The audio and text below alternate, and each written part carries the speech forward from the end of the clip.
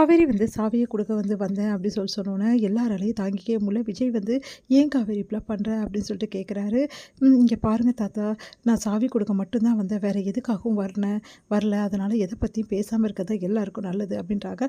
"அதெல்லாம் முடியாது காவேரி. நான் பேசாம இருக்க முடியாது. நீ சொல்லி தான் ஆகணும். ஏன் காவேரி என்னை விட்டு பிரிஞ்சு போற? உனக்கு என்ன காவேரி பிரச்சனை? ஏன் காவேரி இப்படிலாம் பண்ற?" அப்படின்னு சொல்லிட்டு கேட்குறாரு. உடனே வந்து "தாத்தா வேணாம் தாத்தா. தேவையில்லாத எதுக்கு வீண் பிரச்சனை? அதான் அவரு என்ன சொல்ட்டாரு. நானும் போயிட்டேன். இதுக்கப்புறம் எதுக்காக தேவையில்லாத பேச்செல்லாம்? அவருக்கு தான் நான் வேணாம்ல. அதுக்காக தானே அக்ரிமெண்ட் முடிஞ்சோனே எப்படா வந்துட்டு அவங்க அனுப்பலாம்னு சொல்லிட்டு காத்துட்டு இருந்தாரு. அனுப்பிச்சுட்டாரு. இதுக்கப்புறம் எந்த குழப்பமும் வேணாம் தாத்தா. அவரு நானா வெளியிலாவான்னு சாய்ஸ்ல இருந்தா தாத்தா. நான் இவ்வளோ நாள் சாய்ஸ்ல தான் இருந்தேன்ற விஷயத்த நான் லாஸ்ட்டா தான் தாத்தா புரிஞ்சுக்கிட்டேன் அப்படின்னோனே அதிர்ச்சி அடைகிறார் விஜய். "என்ன காவேரி நீ சொல்ற? நான் உண்மைய தான் சொல்றேன். நானா வெளியிலான்ற சாய்ஸ்ல தானே நீங்க இருந்தீங்க. அந்த உங்களால வெண்ணிலாலேருந்து உங்களால மாத்திக்க முடில. வெண்ணிலாவ நீங்க வீட்ட விட்டு அனுப்பிச்சிருப்பீங்க. உங்களால அனுப்ப முடிஞ்சதா? நான் அனுப்புங்கன்னு சொல்லல. ஆனா உங்களால அனுப்ப முடியல. ஏன்னா நீங்க வெண்ணிலா தான் முக்கியம் அப்படி சொல்லிட்டு நெனச்சீங்க. என்ன பண்றது? எப்படி கழட்டி விடுறது காவேரிய? அப்படி சொல்லிட்டு யோசிச்சீங்க. அதே மாரி கழட்டி விட்டுட்டீங்க. ஏன் காவேரி இப்படிலாம் பேசுற? நான் அப்படிலாம் யோசிப்பேனாடி? என்ன பத்தி இப்படி பேசுறியே காவேரி? வேற எப்படி பேச சொல்றீங்க?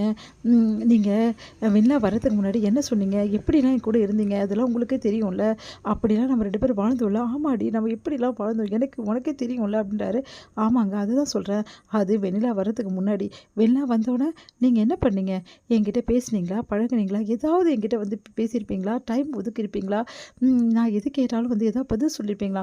ஏன் வெண்ணிலா வந்த அன்னைக்கு கூட நீங்க போயிட்டீங்களே, மறுபடியும் ரிட்டர்ன் வந்தீங்களா? சொல்லுங்க. எனக்கு ஒரு ஃபோனாவது பண்ணீங்களா? நான் எப்படி இருப்பேன்? என்ன நிலைமையில இருப்பேன்? எதையாவது ஒண்ணு யோசிச்சீங்களா? உங்க மனசு ஃபுல்லா வெண்ணிலாவ தானங்க தேடிச்சு. இப்போ வரைக்கும் வெண்ணிலாக்கு ஏதாவது ஒண்ணா உங்களால துடிச்சிட்டு இருக்கீங்களேங்க. இப்போ கூட நீங்க வெண்ணிலா கிட்ட பேசும்போது, அவங்களுக்கு பழைய ஞாபகம்லாம் வரும்போது, உங்க மனசுல தோன்ற அந்த சந்தோஷம், உங்க கண்கள்ல இருந்த அந்த சந்தோஷத்த என்னால உணர முடிஞ்சதுங்க. நீங்க அந்த அளவு வெண்ணிலா மேல உயிரே வச்சிருக்கீங்க நான் தெரிஞ்சுக்கிட்டேன். பரவால்ல இருக்கட்டும். அதுவும் நல்லதுக்கு தான். எனக்கு தெரிஞ்சா தானே நான் விலக முடியும். நீங்க என்ன அனுப்ப முடியும். அதே மாரி தான் நீங்க பண்ணீங்க. நான் இத்தன வாட்டி உங்ககிட்ட கேட்டிருப்பேன் அக்ரீமெண்ட் பத்தி. அப்பலாம் நீங்க அமைதியா இரு. அத பத்தி பேசாதன்னு சொல்லிட்டு, கடைசியில அது அக்ரீமெண்ட் வச்சு தானே என்ன வெளிய தள்ளுனீங்க அப்டின்னோனே, அப்படியே அதிர்ச்சி அடைகிறாரு. காவேரி நான் சொல்றத கேளு காவேரி.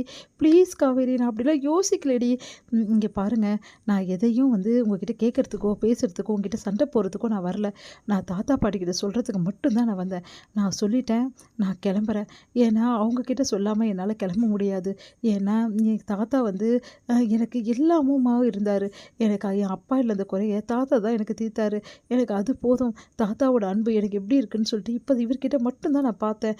பாட்டியும் என்ன நல்லா பார்த்துக்கிட்டாங்க. அதனால தான் "காவேரி வேணாம்மா, சொன்னா கேளும்மா" அப்படின்ட்டாங்க பாட்டி. "பாட்டி நான் வரேன் பாட்டி. என்ன ஆசீர்வாதம் பண்ணுங்க" அப்படின்னு சொல்லிட்டு தாத்தா கிட்டயும், பாட்டிக்கிட்டயும் ஆசீர்வாதம் வாங்குறாங்க காவேரி. இதெல்லாம் பார்த்து விஜயால தாங்கிக்கவே முடியல. "காவேரி ப்ளீஸ் காவேரி நான் சொல்றத கேளு காவேரி. நான் சொல்றது உண்மைய கொஞ்சம் புரிஞ்சுக்க காவேரி. உன்ன வேணும்னு அனுப்பல காவேரி. உனக்கு சர்ப்ரைஸ் குடுக்க தான் நெறைய விஷயங்கள் நான் பண்ணேன் காவேரி." என்னங்க சர்ப்ரைஸு? நான் வாழ்ற வாழ்க்கையில கொஞ்ச நேரமாவது நிம்மதி இருந்ததா எனக்கு? நான் ஒவ்வொரு நிமிஷமும் குழப்பத்துல தானே வச்சிருந்தீங்க. ஒரு சாய்ஸா தானே வச்சிருந்தீங்க. கவலைப்படாதீங்க. உங்க வாழ்க்கையில இதுக்கப்புறம் நான் டிஸ்டர்ப் பண்ண மாட்டேன். இதுக்கப்புறம் எக்காரணம் கொண்டும் நீங்களும் வெண்ணிலாவும் வாழ்ற சந்தோஷமான வாழ்க்கையில நான் குறுக்கிட மாட்டேன். நான் குட் பை அப்படி சொல்லிட்டு போறாங்க. இத பார்த்த விஜய் கதறி கதறி அழறாரு. அவரால தாங்கிக்க முடியல. "தாத்தா ப்ளீஸ் தாத்தா, காவேரி வேணாம் சொல்லுங்க தாத்தா" அப்படி சொல்லிட்டு அழுதுட்டு இருக்காரு. இங்க காவேரி கிளம்பி போயிடுறாங்க. இத பார்த்த ராகினிக்கு ரொம்ப சந்தோஷப்படுறாங்க.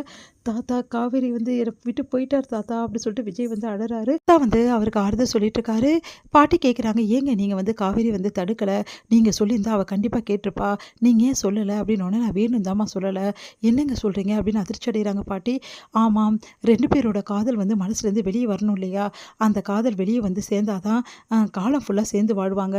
இப்ப இது தற்காலிக பிரிவு தான். சீக்கிரமாவே 2 பேரும் ஒண்ணா சேர்ந்துருவாங்க பாரு" அப்படின்னு ஒண்ணு அதிர்ச்சி அடைகிறாங்க. "நிஜமாவா சொல்றீங்க?" "நிஜமா தாம்மா சொல்றேன். இவங்க 2 பேரோட காதல் அதிகமான காதல். 2 பேருமே தன்னோட காதல்ல ஸ்ட்ராங்கா இருக்காங்க. ஆனா வெளிக்காட்டிக்க மாட்டேங்கிறாங்க. அந்த வெளிக்காட்டுற டைம் தான் இப்ப வந்திருக்கு. 2 பேருமே அவங்க காதல வெளிக்காட்டணும். மனசு திறந்து பேசணும். அப்பதான் இந்த பிரச்சனைக்கு தீர்வு வரும். கண்டிப்பா இது நடக்க தான் போகுது. விஜயும் காவேரியும் ஒண்ணா சேர தான் போறாங்க.